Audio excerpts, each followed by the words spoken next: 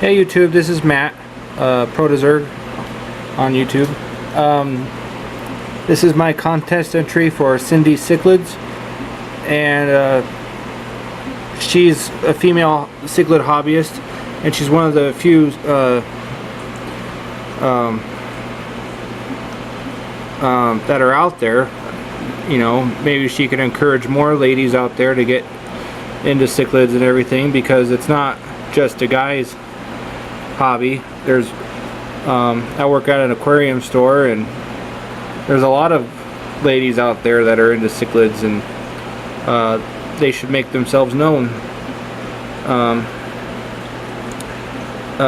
Cindy's tank is gorgeous. She's got 3D background, and she's got some really awesome, nice looking Kagoma frontosas, and her Kagomas, 7 stripes, are are gorgeous. They have a lot of blue, and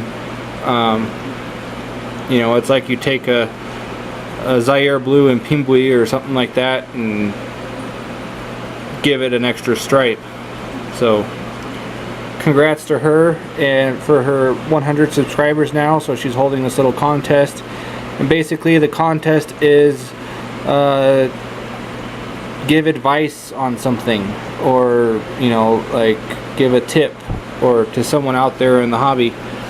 And my tip is, and the reason I'm going to show this tank, is to tell anybody that gets told to do something different with their tank, is if it ain't broke, don't fix it. So like this tank, for instance, right here, I have an undergravel filter. Okay, this was my grandma's tank before it was my tank, and she had community fish in here, and she had regular gravel. So when I inherited the tank, it took, the gravel's no longer in there. It's crushed coral for the cichlids, and it's got the undergravel filter still. And this is like one of the healthiest tanks I have. I never lose fish in this tank, and I talked about this tank, and I talked about undergravel filters in a previous video called Lawanda Project, because in here I have my second pair of Lawandas, and I even have the female in here as holding, and she's back in the plant back there. There she is. She's got babies in her mouth. And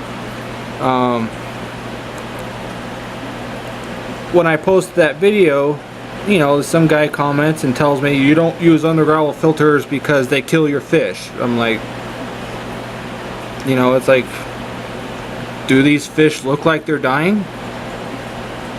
They look good to me. I mean, this tank is crystal clear, it's pure, it's probably the healthiest tank I have. The colors on the fish are great. I mainly use this tank as like a grow out tank, and then I move the fish somewhere else. I just got, sometimes I use it as a quarantine sometimes. Like I just got this pair of, I got a young pair of Malomo VC10s, Placidochromis Malomo. There's the male and there's the female right there. And they might get moved somewhere. They probably won't stay in this tank forever. It's like a 30-gallon hex, but it does have a lot of floor space. I mean, fish grow good in this tank. But like I said, it's got undergravel filters, and I don't intend on changing them out to something else anytime soon. Dolly VH, who is I think also watches my videos, and he's entered in the contest, I think, and his big cichlid tank has undergravel filters. Well, maybe he's not in the contest. Well, maybe he is. Well, maybe if he is or isn't, maybe he'll be in now after I post this vid. But his big cichlid tank has undergravel filters, but he's also got canister filters too. I mean, it doesn't hurt to have 2 filters, but I know his tank probably wouldn't be as nice as it is without his undergravel filters. So I work at an aquarium store. My entire aquarium store is, all the fresh water has undergravel filter, except for a few tanks that have sponge filters. And then you know, another story of a different situation for like saltwater. Like a customer came in my store and said he had a wet dry filter for a saltwater tank. It was like it was a fish only tank, and he said that another store told him that he needed to switch out the bio balls for like live rock rubble.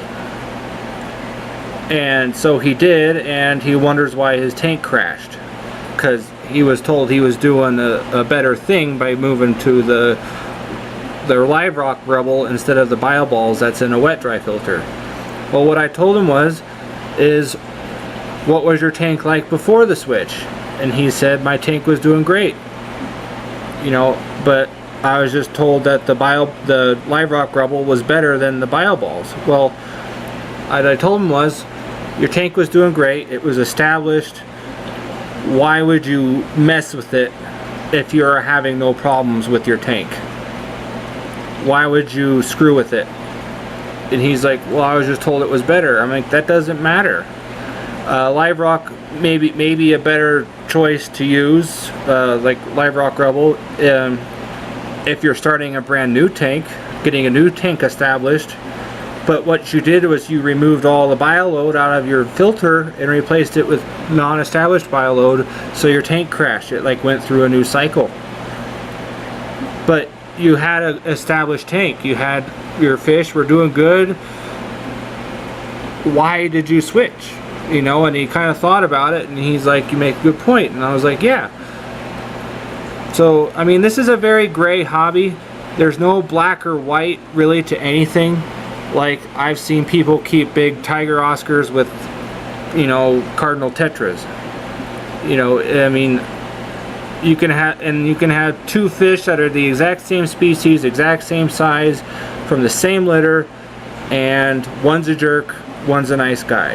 So you kind of just have to play it by ear, and whatever works best for you is what works best for you, even though it may not work best for someone else. So you just kind of have to have a feel for what works for you and stick with it. And if your fish are doing good and you're not having any problems, don't try and fix the problem that you're not having. So just keep at it, do what you do, and have fun with it. That's what it's all about. It's fun. You know, you get these people that are purists and all mighty and saying you can't do this and you can't do that. You know, fine, but you don't have to take them seriously and think your tank's gonna go to hell if you don't do what they say. So that's just my advice. If it ain't broke, don't fix it. Have fun, and unless your tank is having issues, your fish are getting lethargic, or they're swimming funny, or you're getting diseases all the time, or fungus outbreaks, then worry about trying to fix the problem. But if you're not having any problems, try not to give yourself a problem by fixing a problem that doesn't exist.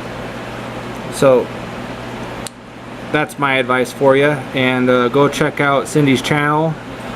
She just got 100 subscribers, and I think a couple more now after she posted this contest, because I was one of them. And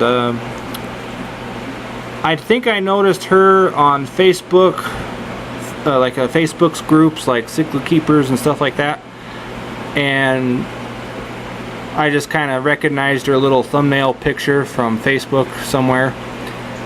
So apparently she has a YouTube channel.